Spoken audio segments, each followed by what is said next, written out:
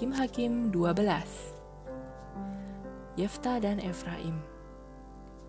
Dikerahkanlah orang Efraim, lalu mereka bergerak ke Zavon, dan mereka berkata kepada Yefta, "Mengapa engkau bergerak untuk memerangi Bani Amon dengan tidak memanggil kami untuk maju bersama-sama dengan engkau?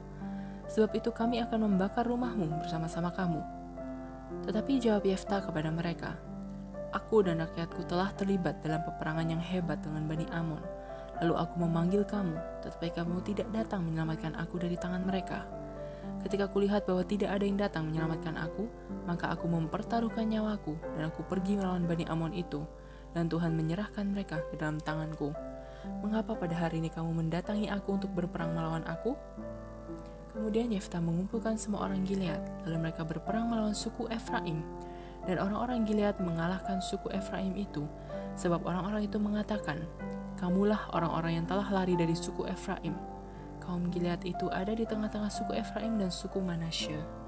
Untuk menghadapi suku Efraim itu, maka orang Gilead menduduki tempat-tempat penyeberangan sungai Yordan. Apabila dari suku Efraim ada yang lari dan berkata, "Biarkanlah aku menyeberang," maka orang Gilead berkata kepadanya, "Orang Efraimkah engkau?" Dan jika ia menjawab, "Bukan," maka mereka berkata kepadanya, "Coba katakan dahulu Shibolet." Jika ia berkata Sibolet, jadi tidak dapat mengucapkannya dengan tepat, maka mereka menangkap dia dan menyembelihnya dekat tempat-tempat penyeberangan sungai Yordan itu. Pada waktu itu, tewaslah dari suku Efraim 42.000 orang. Yefta memerintah sebagai hakim atas orang Israel 6 tahun lamanya. Kemudian matilah Yefta orang Gilead itu, lalu dikuburkan di sebuah kota di daerah Gilead. Ebzan. Sesudah dia, maka Ebzan dari Betlehem memerintah sebagai hakim atas orang Israel. Ia mempunyai 30 anak laki-laki, 30 anaknya perempuan dikawinkannya keluar kaumnya, dan 30 anak perempuan diambilnya dari luar kaumnya untuk anak-anaknya lelaki itu. Ia memerintah atas orang Israel 7 tahun lamanya. Kemudian matilah Ebzan, lalu dikuburkan di Betlehem. Elon. Sesudah dia, maka Elon orang Zebulon memerintah sebagai hakim atas orang Israel. Ia memerintah atas orang Israel 10 tahun lamanya. Kemudian matilah Elon orang Zebulon itu, lalu dikuburkan di Ayalon di tanah Zebulon. Abdon.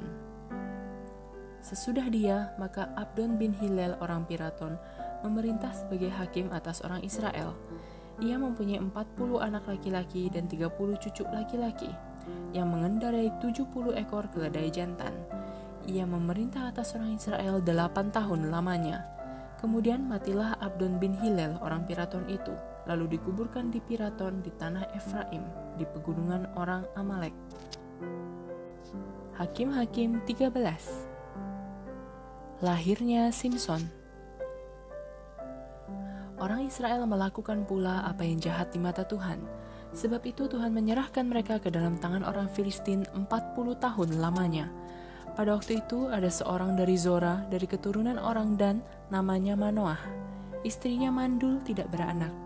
Dan malaikat Tuhan menampakkan diri kepada perempuan itu dan berfirman kepadanya demikian, "Memang engkau mandul tidak beranak, tetapi engkau akan mengandung dan melahirkan seorang anak laki-laki.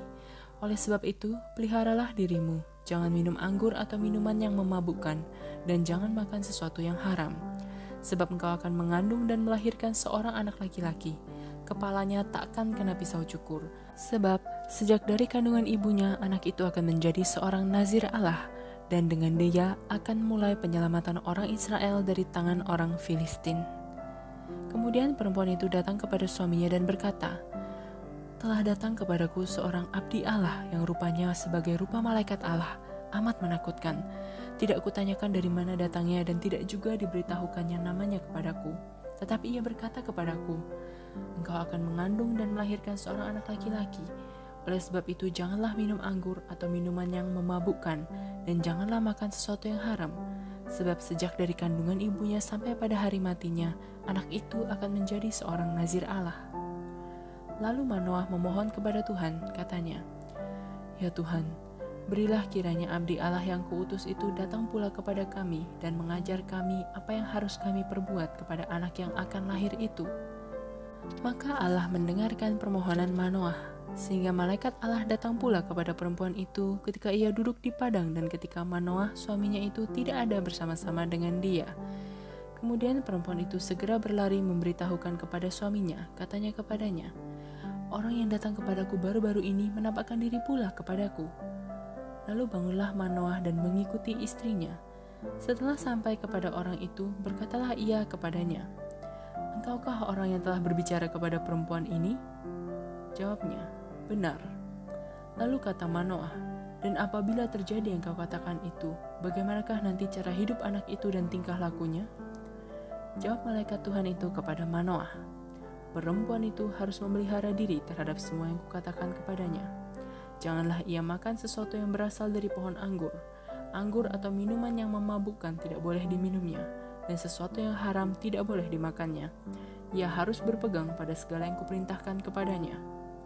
Kata Manoah kepada malaikat Tuhan itu, "Perkenankanlah kami menahan engkau di sini, supaya kami mengolah anak kambing bagimu."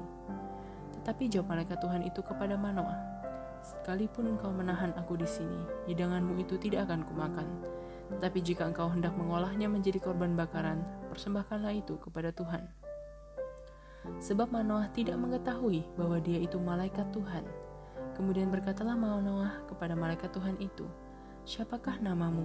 Sebab apabila terjadi yang kau katakan itu, maka kami hendak memuliakan engkau." Tetapi jawab malaikat Tuhan itu kepadanya, "Mengapa engkau juga menanyakan namaku? Bukankah nama itu ajaib?" Sesudah itu Manoah mengambil seekor anak kambing dan korban sajian, lalu mempersembahkannya kepada Tuhan di atas batu. Lalu diperbuatnya keajaiban, sementara Manoah dan istrinya memandanginya. Sedang nyala api itu naik ke langit dari mezbah, maka naiklah malaikat Tuhan dalam nyala api mezbah itu. Ketika Manoah dan istrinya melihat hal ini, sujudlah mereka dengan mukanya sampai ke tanah. Sejak itu, malaikat Tuhan tidak lagi menampakkan diri kepada Manoah dan istrinya. Maka tahulah Manoah bahwa dia itu malaikat Tuhan. Berkatalah Manoah kepada istrinya, "Kita pasti mati, sebab kita telah melihat Allah." Tetapi jawab istrinya kepadanya, "Seandainya Tuhan hendak membunuh kita, maka tidaklah ia menerima korban bakaran dan korban sajian dari tangan kita, dan tidaklah ia memperlihatkan semuanya itu kepada kita, dan tidaklah ia memperdengarkan hal-hal yang demikian kepada kita pada waktu sekarang ini." Lalu perempuan itu melahirkan seorang anak laki-laki dan memberi nama Simson kepadanya. Anak itu menjadi besar dan Tuhan memberkati dia. Mulailah hatinya digerakkan oleh roh Tuhan di Mahanedan yang terletak di antara Zora dan Esitaol.